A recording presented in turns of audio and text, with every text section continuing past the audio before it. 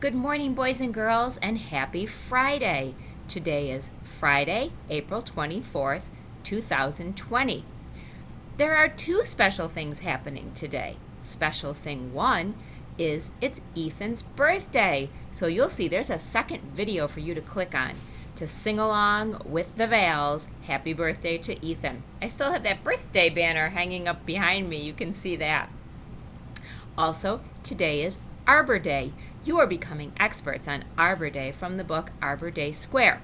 We have 3 more lessons with that book next week, and then we'll be moving on to a new book. Let's celebrate!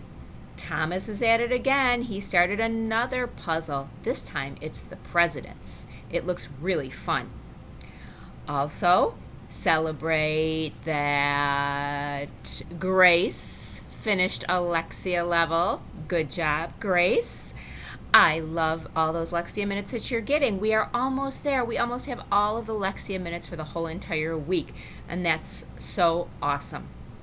And boys and girls, even though we can see your work on Seesaw now and starting on Monday on ReadWorks, still feel free to send it to us. We love to see it.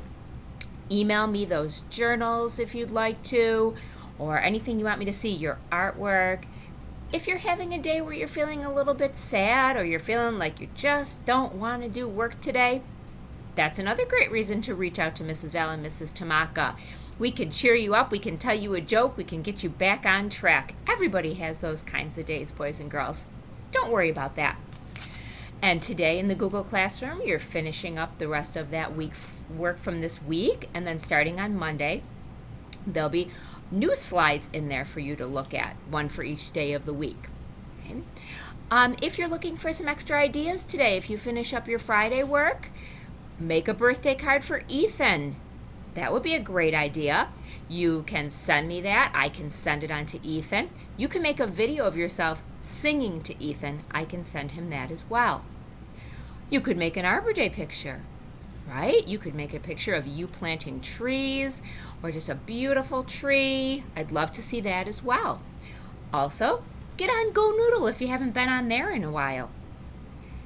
Epic for Kids Live today, Friday at 4 p.m. I wonder what that will be. You can also tune into that one. Boys and girls, I think we're going to have some nice weather this weekend, so I also want you to try to get out and play. If you're following along in Junie B. Jones, grab your Junie B. Jones book. This is Junie B. Jones number 8. Junie B. Jones has a monster under her bed. Chapter 2 is called Just Say Right. Think about that, boys and girls. What could that chapter be about? Just say right. I don't know. Now think back to yesterday's chapter. She got her school picture taken twice, and both of them are probably not going to turn out so good. After school pictures, we went back to room 9.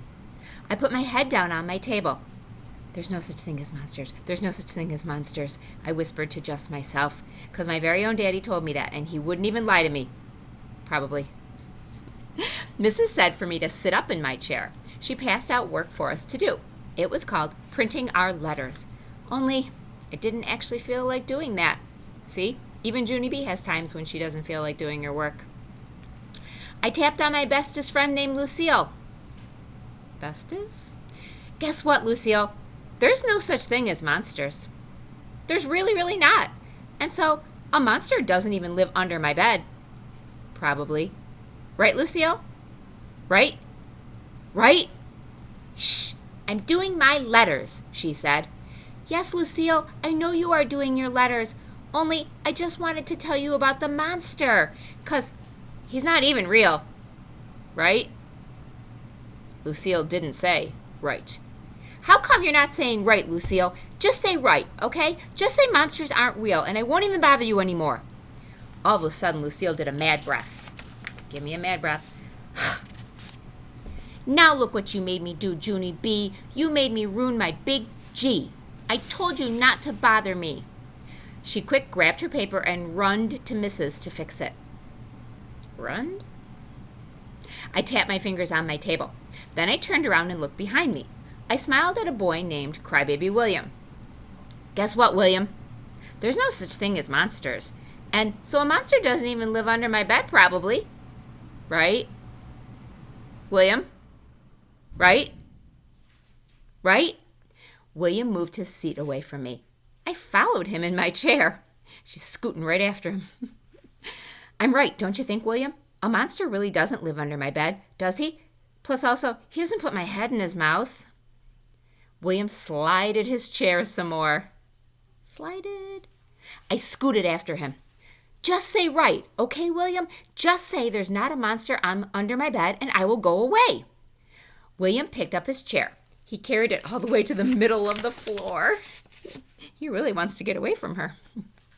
That's how come I had to carry my chair to the middle of the floor, too. I sat down and smiled very sweet. Right, William? I'm right, aren't I said. Only, did you say too bad for me? 'Cause just then I felt hands on my shoulders. I looked up. It was Mrs. I did a gulp. Give me a gulp. That big swallow. Hello. Did you say, how are you today? I said, kind of nervous. Mrs. zoomed my chair back to my table. It was not fun. I quick picked up my pencil. Guess what? I'm going to do my work now, I said. Plus also, I'm not even going to talk because I don't actually like anyone in this area. Mrs. tapped her foot at me. Love your shoes, I said real soft. Her foot kept tapping. Only just then a very great thing happened, and it is called the bell rang for the end of school. I hurried up out the door. Then me and my other bestest friend named Grace runned to the bus together. You had two fixer-uppers in that sentence. Grace, guess what? There's no such thing as monsters, and so I don't even have one under my bed. Probably. Right, Grace? Right? That Grace didn't say right. That's how come I grabbed her by the shoulders and I jiggled and jiggled her. 'Cause I was fed up with these people. That's why.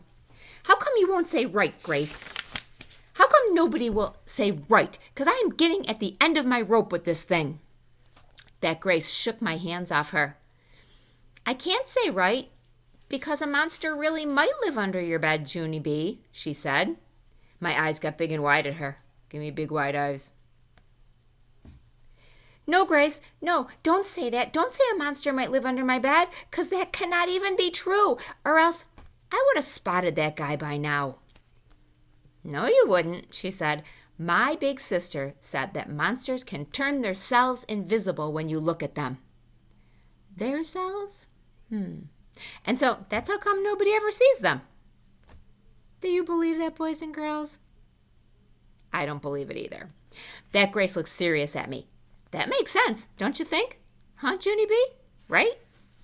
Just then my throat got dry and my stomach got the shakies. And I looked out the window very upset. And I didn't say right. Now she has a whole lot to think about. And so do you, as you think about what Chapter 3 will be about, called The Invisiblest Guy. I'll save that one for Monday. You have a great weekend. Bye-bye, boys and girls.